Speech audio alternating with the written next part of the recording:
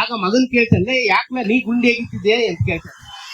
ಆ ಮಗ ಅಪ್ಪನ್ ಕೇಳ್ತಾನೆ, ನೀ ಯಾತಿಕ್ಕೆ ಗುಂಡಿ ಆಗಿತ್ತಿದ್ಯಾ ಅಂತ. ಹಾಗೆ ರೈತ ಹೇಳ್ತಾನೆ, ನಾನು ನಮ್ಮ ಅಪ್ಪನ ಗುಂಡಿ ಕಳ್ಬಿಟ್ಟು ಮುಚ್ಚಿಬಿಡಕ್ಕೆ. ಇದೇ ರೈತ ಆಮೇಲೆ ಏನ್ ಮಾಡ್ತಾನೆ, ಈ ರೈತನ್ಗೆ ಒಂದ್ ಹೆಂಡತಿ ಒಂದ್ ಮಗು ಇರ್ತದೆ, ಗಂಡ್ ಮಗ. ಆ ರೈತನ್ಗೆ ಒಬ್ಬ ಅಪ್ಪ ಇರ್ತಾನೆ, ವಯಸ್ಸಾಗೋಗಿರ್ತದೆ.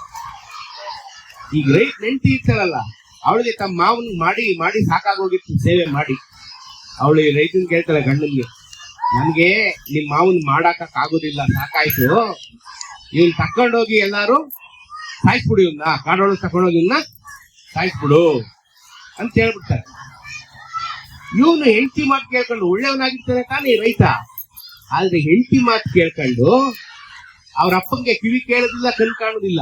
ಅವ್ರನ್ನ ನಡಿ ಊರ್ಗೋಗಿದ್ ಬರೋಣ ಅಂತ ಗಾಡಿ ಹಚ್ಕೊಂಡ್ಬಿಡ್ತಾರೆ.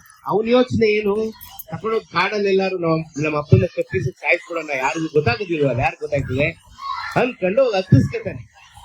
ಆಗ ಅವನ್ ಮಗ ಇರ್ತಾನಲ್ಲ ಚಿಕ್ಕವನು, ನಿಮ್ಮಂತವನು, ನಾನು ಬರ್ತೀನಿ ಅಂತ ಹಠ ಮಾಡ್ತಾನೆ. ಇವನ್ ಬೇಡ ಬೇಡ ಅಂದ್ರೂ ಕೇಳೋದಿಲ್ಲ. ಅವನಿಲ್ಲ, ನಾನು ಬಂದೇ ಬರ್ತೀನಿ ನಿನ್ ಜೊತೆಗೆ ಅಂತ. ಬಿಡು, ಚಿಕ್ಕ ಹುಡುಗ ಅಲ್ವಾ, ಅವ್ನಿಗೆ ಏನ್ ಗೊತ್ತಾಯ್ತದೆ ಅಂದ್ಬಿಟ್ಟು ಅವನು ಗಾಡಿ ಹಚ್ಕೊತಾನೆ.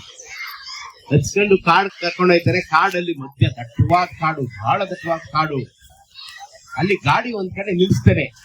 ಅವ್ರ ಅಪ್ಪನಿಗೂ ಗೊತ್ತಿಲ್ಲ, ಪಾಪ ಸುಮ್ಮನೆ ಕೂತಿರ್ತಾನೆ ಅವ್ರಪ್ಪ. ಇವನು ರೈತ ಏನ್ ಮಾಡ್ಕೊತಾನೆ, ನಮ್ಮ ಅಪ್ಪನ್ ಸಾಯಿಸಕ್ ಮುಂಚೆನೆ ಗುಂಡಿ ತೆಗೆದ್ಬಿಡೋಣ, ಫಸ್ಟೇಯ ಗುಂಡಿ ತೆಗೆದ್ಬಿಟ್ಟು ನಮ್ಮ ಅಪ್ಪನ ಗುಂಡಿಗೆ ನೂಕ್ಬಿಡೋಣ, ಆಮೇಲೆ ಗುಂಡಿ ಮುಚ್ಚಿಬಿಡೋಣ ಅಂತ ಯೋಚನೆ ಮಾಡ್ತಾನೆ. ಆಯ್ತು ಅಂದ್ಬಿಟ್ಟು ಅವ್ರ ಅಪ್ಪನ ಗಾಡಿಲೆ ಕೂರ್ಸಿಟ್ಟು ತಾನೊಂದು 6 ಗುಡ್ಲಿ ಇಟ್ಕೊಂಡ್ ಬಂದು ಗುಂಡಿಯಾಗಿ ಶುರು ಮಾಡ್ತಾನೆ. ಒಬ್ನೇ ಅಲ್ವಾ, ಎಷ್ಟೊತ್ತು ಗುಂಡಿಯಾಗಿ ಕಾಯ್ತದೆ, ಒಂದ್ ಅರ್ಧ ಗಂಟೆ ಗುಂಡಿ ಆದ್ಮೇಲೆ ಸುಧಾರಿಸ್ಕೊಳಕ್ಕೆ ಪಕ್ಕದಲ್ಲಿ ಕೂತ್ಕೊತಾನೆ. ಆಗ ಒಂದ್ ಚೂರು ದೂರದಲ್ಲಿ ಇನ್ನೊಂದು ಗುಂಡಿ ಎಗಿತಾರ ಸತ್ ಕೇಳ್ತದೆ.